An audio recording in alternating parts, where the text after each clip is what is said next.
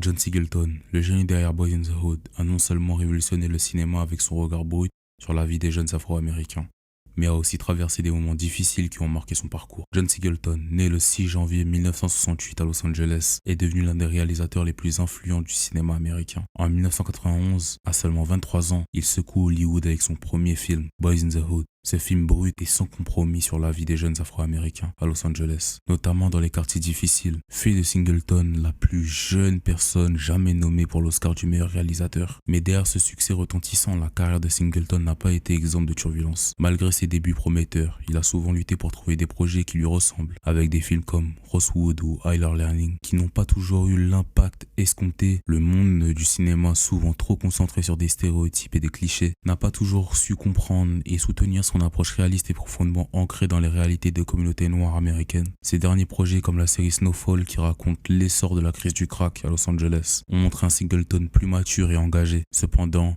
sa vie personnelle a été marquée par des épreuves, notamment une lutte contre la maladie.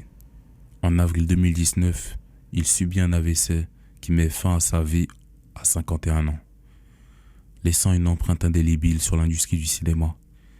Malgré les difficultés, John Singleton a su faire comprendre et entendre sa voix, brisant les barrières et portant à l'écran des histoires souvent négligées.